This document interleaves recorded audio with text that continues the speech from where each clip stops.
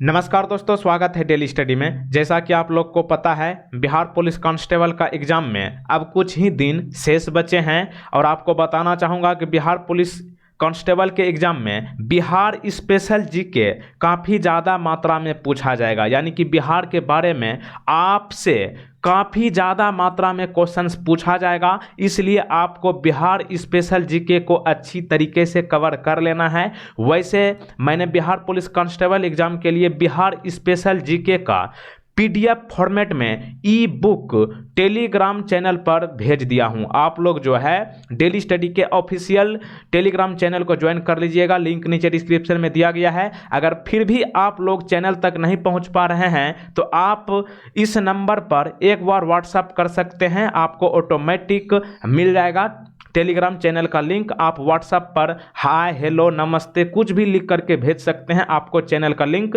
मिल जाएगा। तो इस वीडियो में हम आपको कुल मिलाकर 32 क्वेश्चंस कराने वाला हूं शॉर्ट फॉर्मेट में। तो चलिए शुरू करते हैं। पहला प्रश्न है, मेकांग डेल्टा कहाँ स्थित है? मेकांग डेल्टा जो है आपका वियतनाम में है। ऑप्शन नंबर सी सही जवाब होगा। अगला क्वेश्चन देखिए, निम्नलिखित मौसमी घटनाओं में से कौन सी वायु दाब मापी में अचानक गिरावट को दर्शाता है? तो देखिए यहाँ पे बात हुई है वायु दाब मापी की, तो आपको बता दूं कि वायु दाब मापी को इंग्लिश में बैरोमीटर कहते हैं, ठीक ना, बैरोमीटर, और हिंदी में वायु दाब मापी कहते हैं। तो मैंने आपको कई बार बता चुका हूं कि बैरोमीटर से किस चीज़ का हम लोग माप करते हैं, तो हवा की गति को मापते हैं। और हवा की गति कहाँ पे मिलेगी? तूफानी मौसम में ना। तो ऑप्शन नंबर डी सही जवाब है। अगला क्वेश्चन देखिए, निम्नलिखित में से कौन सी हरित क्रांति के प्रमुख घटक है? ऑप्शन पढ़िए यहाँ पर, बीजों की अधिक उपज वाली किस्में, ये बिल्कुल सही जवाब है। सतही जल और भूमिगत जल द्वारा सिंचाई, ये हरित क्रांति के प्रमुख घटक में शामिल है। इनके अलावा आपका सतही जल, ये तो हो गया। रासायनिक उर्वरक, ये भी शामिल है। साख भंडारण, विपणन और वितरण, ये भी शामिल है। कहने का मतलब ऑप्शन नंबर डी सही जवाब होगा। हरित क्रांति के प्रमुख घटक इनमें से सभी है।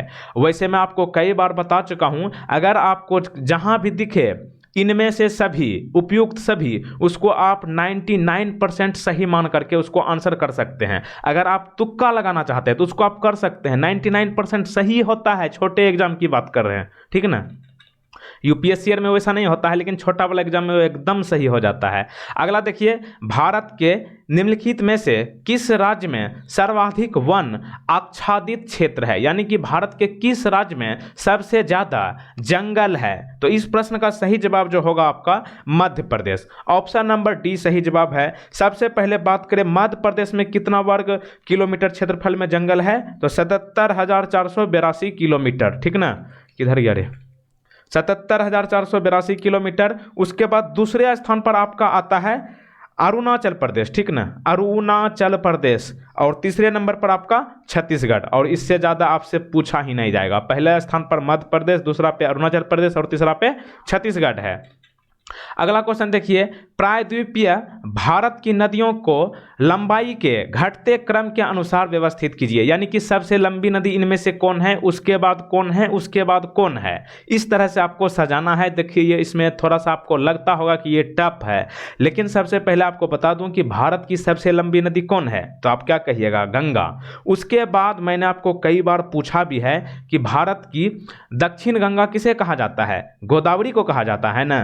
तो गोदावरी नदी की कुल लंबाई जो है 1465 किलोमीटर है। उसके बाद जो है आपका कृष्णा नदी आती है, इसकी लंबाई जो है 1402 किलोमीटर है। उसके बाद आपका नर्मदा नदी है, इसका लंबाई जो है 1312 किलोमीटर है। उसके बाद आपका कावेरी की लंबाई कितनी है?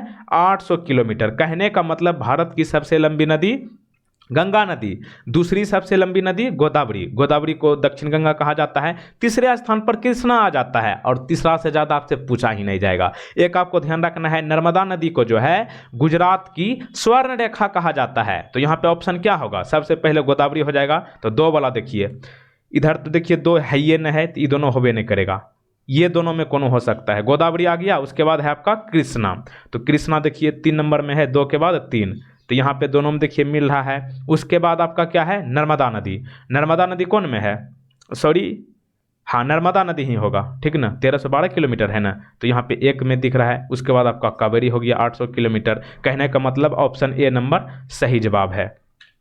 अगला क्वेश्चन देखिए, निम्नलिखित में से कौन सा सही सुमेलित नहीं है। सबसे पहले बात करें यहाँ पर मुलिंगला दर्रा, ये कहाँ है, उत्तराखंड में है, बिल्कुल सही जवाब है।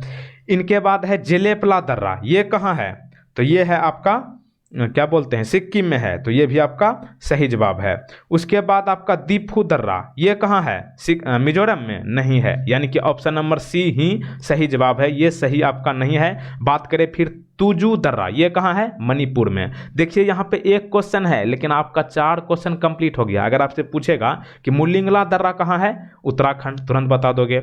जेलेपला दर्रा कहाँ है, सिक्किम, तुरंत बता दोगे।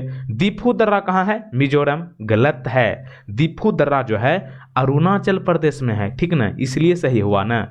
अगला है कि तुजू दर्रा, ये कहाँ है, ये आपका मणिपुर में है, ऑप्शन सी यहाँ पे सही जवाब है। अगला क्वेश्चन देखिए, निम्नलिखित में से कौन सी नस्ल गाय की नहीं है, इनमें से कौन सी नस्ल जो है गाय की नहीं है, तो इसका सही जवाब आपका होगा सुरती।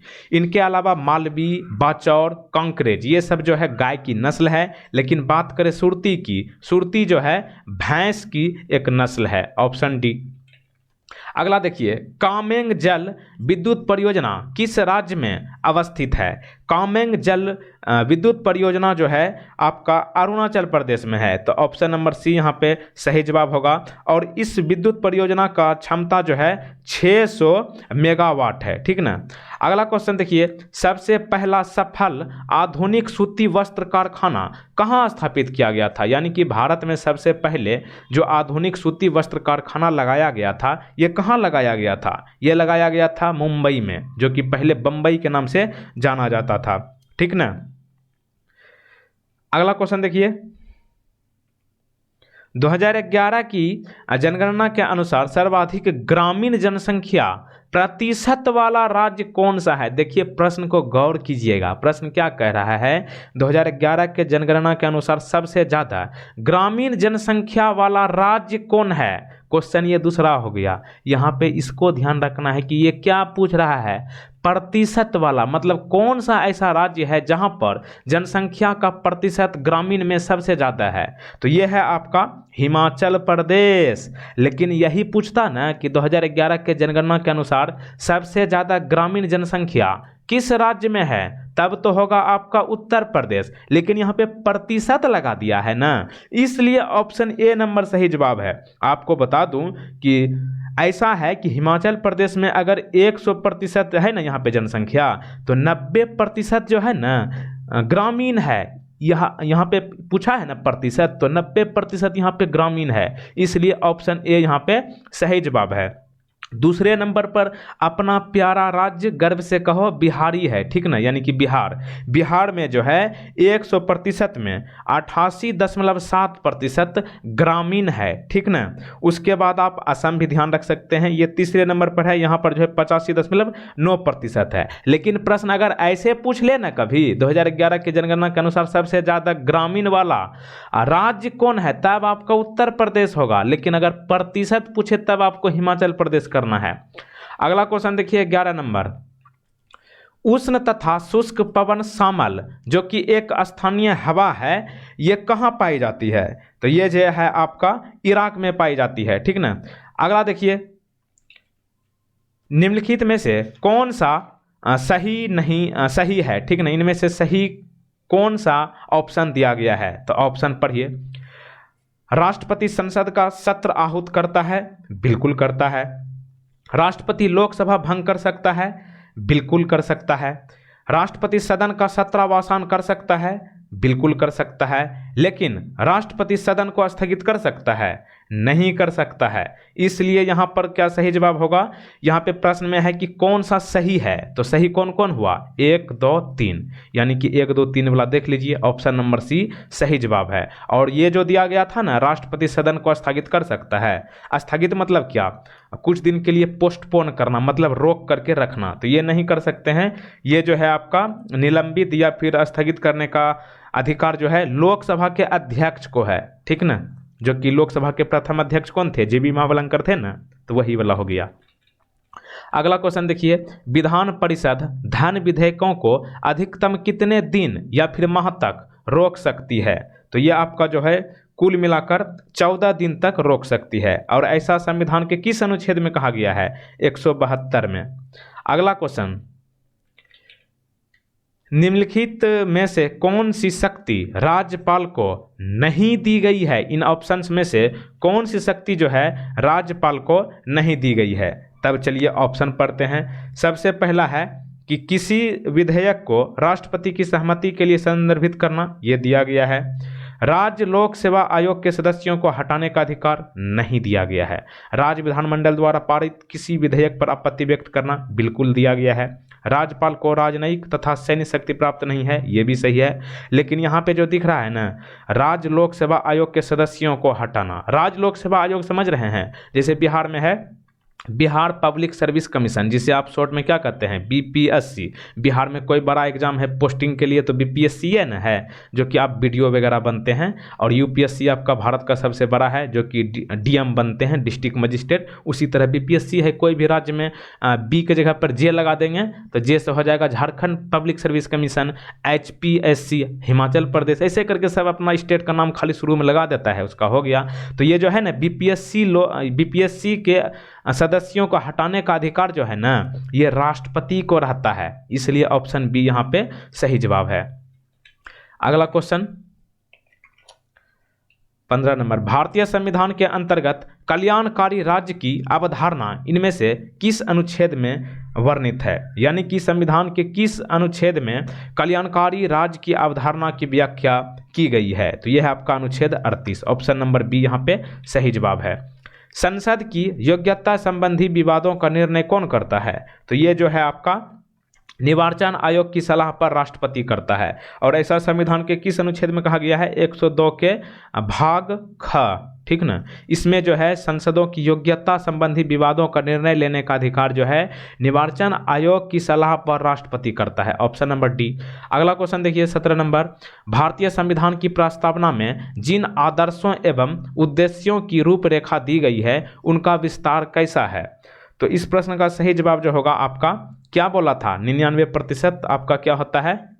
पर ऑप्शन पढ़िए ना भाई पहले। ऑप्शन नंबर ए, मूल अधिकार, नीति निर्देशक तत्व, मौलिक कर्तव्यों, यहाँ पे इनमें से सभी।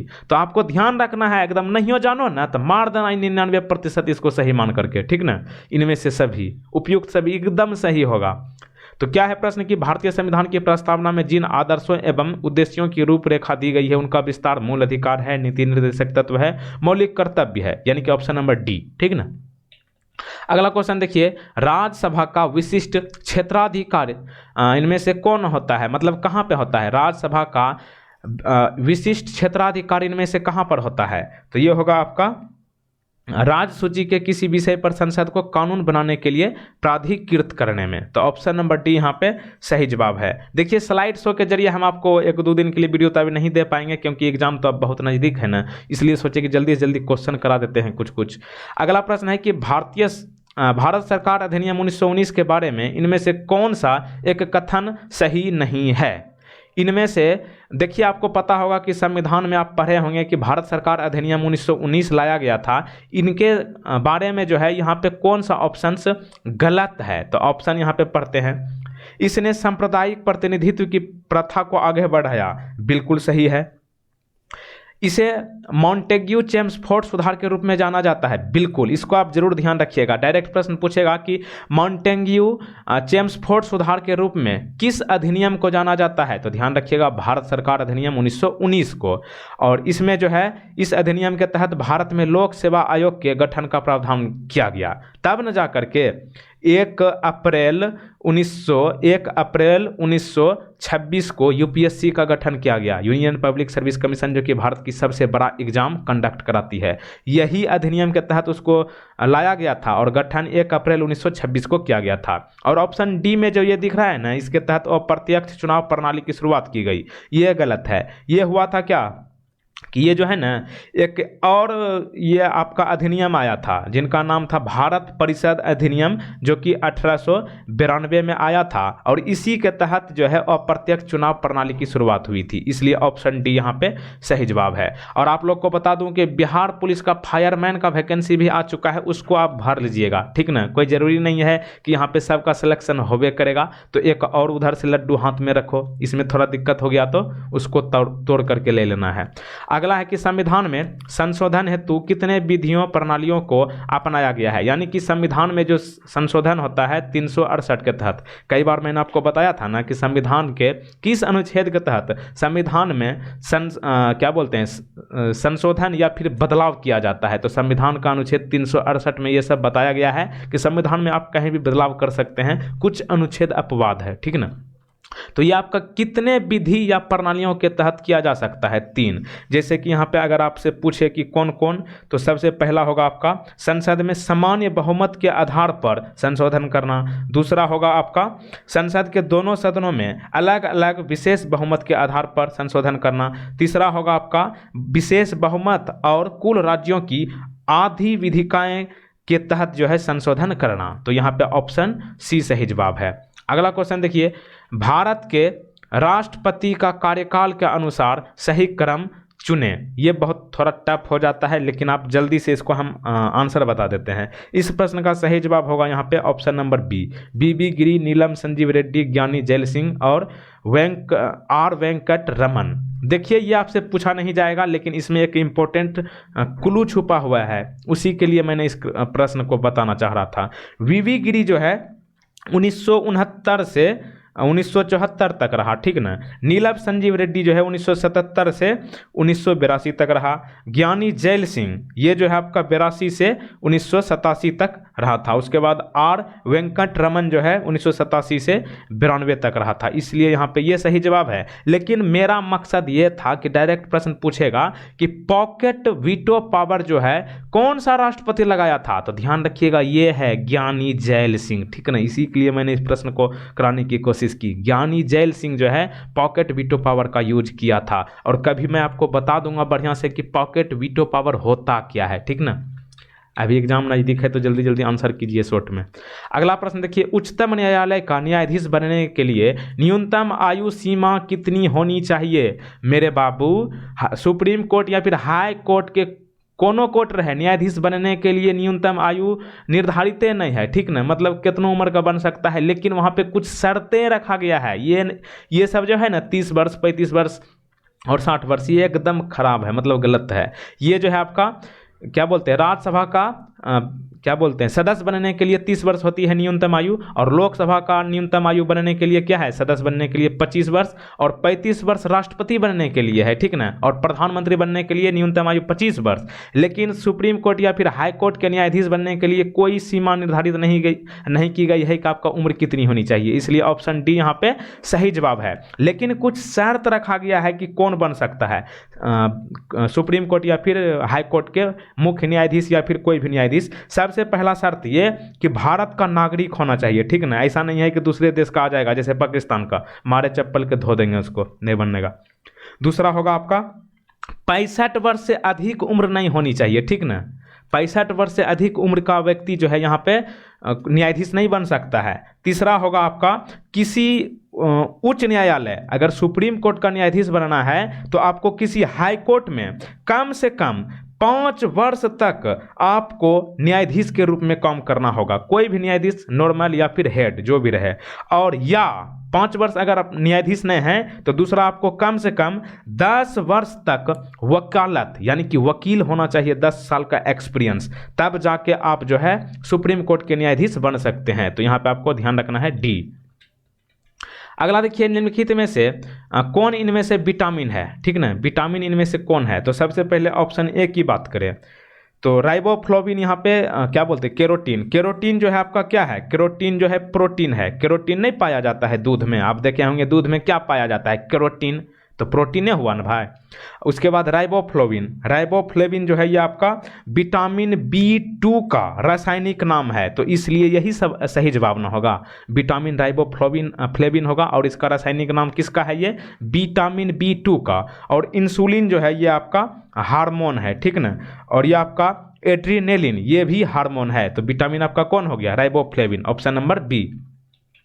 अगला क्वेश्चन देखिए, वर्तमान समय में दूध को संतुलित आहार नहीं माना जाता है, क्योंकि इसमें क्या चीज की कमी होती है जिसके कारण अभी प्रेजेंट में दूध को संतुलित आहार नहीं माना जाता है। तो ये होगा आपका आयरन और विटामिन सी की कमी के कारण जो है दूध को संतुलित आहार नहीं माना जाता है। ऑप्शन नंबर बी यहाँ पे सही जवाब है। वैसे माँ की दूध की बात नहीं कर रहे हैं, माँ की दूध तो बहुत अच्छा होता है। निम्नलिखित में से किसका संश्लेषण यकृत द्वारा किया जा सकता है, मतलब इनमें से किसका संश्लेषण जो है यकृत द्वारा किया जा सकता है, मतलब कौन सा विटामिन का, तो ये होगा आपका विटामिन के, ऑप्शन नंबर डी, ठीक ना। और वैसे आपको पता होगा विटामिन के की कमी से क्या होता है, खून का थक्का नहीं जमता है, ठीक ना। अगला क्वेश्चन देखिए, स्तनपाइयों में श्वेत ग्रंथियों मूलतः किससे संबंधित है। ये आपका जो है स्तनपाइयों में श्वेत ग्रंथियां मूलतः ताप नियमन से संबंधित है। आपको बता दूं कि श्वेत ग्रंथियां स्तनी वर्ग के प्राणियों के त्वचा में पाया जाता है, और यह ग्रंथि जो है तापमान को नियंत्रित करती है, यानी कि टेम्परेचर को कंट्रोल करती है, तो ऑप्शन नंबर सी। अगला देखिए बहुत इंपॉर्टेंट, मूत्र का असामान्य घटक इनमें से कौन है। मूत्र समझ रहे हैं ना, यूरिन जिसको कहते हैं, इसका असामान्य घटक इनमें से कौन है, तो ये होगा आपका एल्ब्यूमिन, ऑप्शन नंबर सी। सबसे इंपॉर्टेंट प्रश्न, हमारा मूत्र जो होता है यानी कि यूरिन, इसमें जल की मात्रा कितना प्रतिशत होता है। मेरे भाई इसको याद रखना, बहुत पूछा जाता है, जीव विज्ञान का क्वेश्चन पूछता है ना, तो इसी तरह का प्रश्न पूछता है, हमारे मूत्र में जल का प्रतिशत कितना प्रतिशत होता है, 95% मेरे बाबू मूत्र में यानी कि यूरिन में जल होता है, यानी कि पानी होता है। इसके बाद 2% लवण होता है, इसके बाद 3% मिश्रित चीज़ें रहती है। तो आपको जल के बारे में ध्यान रखना है कि 95% जो है आपका मूत्र में जल रहता है, ठीक ना। और आपसे एक प्रश्न ये भी पूछ लेता है, हमारा मूत्र यानी कि यूरिन जो है कभी कभी आप देखते होंगे कि पीला होता है, इसका पीछे क्या कारण है, तो ये पीला होने का कारण यूरोक्रोम के कारण होता है। कौन क्रोम, यूरोक्रोम, ठीक ना, ध्यान रखिएगा, यूरोक्रोम के कारण हमारा ये जो है आपका मूत्र पीला होता है। और कभी कभी आप देखे होंगे कि मूत्र जो है दुर्गंध यानी कि बहुत गंदा महकता है, तो ये किसके कारण होता है, ये आपका होता है यूरिया के कारण, यूरिया के कारण जो है मूत्र महकता है। अगला देखिए, डॉक्टरों द्वारा प्रयोग किया जाने वाला स्टेथोस्कोप किस सिद्धांत पर कार्य करता है, तो ये होगा आपका ध्वनि का परावर्तन सिद्धांत पर, ऑप्शन नंबर ए यहाँ पे सही जवाब। अगला क्वेश्चन देखिए, निम्नलिखित में से वह रुधिर वाहिका कौन सी है जो जिगर को ऑक्सीजनित रुधिर ले जाती है, तो इस प्रश्न का आपका सही जवाब होगा यकृत धमनी, ऑप्शन नंबर डी। और यकृत धमनी को क्या कहा जाता है, हीपैटिक धमनी, पैटिक धमनी। देखिए कुछ दिन के बाद फिर से जब बिहार पुलिस क्या बोलते हैं फायरमैन वाला क्लास शुरू करेंगे ना, तो उसमें फिर से बहुत अच्छा से वीडियो बनाएंगे टाइप करके अच्छा से, ठीक ना, बहुत तगड़ी एक्सप्लेन होगी। ये अभी एग्जाम बहुत नज़दीक आ गया तो सोचे इतना टाइम अभी नहीं है। अगला देखिए, एस्ट्रोजन और प्रोजेस्टेरोन का स्रावन इनमें से किसके द्वारा नियंत्रित होता है, तो इस प्रश्न का सही जवाब होगा पीयूष ग्रंथि, ऑप्शन नंबर ए। अगला क्वेश्चन देखिए, जैव ईंधन किसके बीज से प्राप्त होता है, जैव ईंधन आपका क्या बोलते हैं जैट्रोपा से प्राप्त होता है, ऑप्शन नंबर सी यहाँ पे सही जवाब। अंतिम क्वेश्चन देखिए बहुत इंपॉर्टेंट, गेहूं का धब्बा रोग किसके कारण होता है, गेहूं का धब्बा जो होता है किसके कारण होता है, तो ये होगा आपका अस्टिलैगोट्रिटिसी, ठीक ना, अस्टिलैगोट्रिटिसी के कारण जो है गेहूं का धब्बा रोग होता है, ऑप्शन सी नंबर यहाँ पे सही जवाब है। 32 क्वेश्चंस आपका कंप्लीट हो चुका है। और अंत में हम यही कहेंगे कि वीडियो को जितना हो सके शेयर कीजिएगा और लाइक कर सकते हैं, और चैनल पर नए हो तो चैनल को सब्सक्राइब तुरंत कर लीजिए। और सब्सक्राइब करने के बाद ध्यान रहे कि इस बेल आइकन को क्लिक करके रखना है, और बेल आइकन को क्लिक करने के ध्यान रहे उसके तुरंत बाद ये ऑल नोटिफिकेशन वाला बेल आइकन को क्लिक करके रखना है, ताकि नए अपडेट का नोटिफिकेशन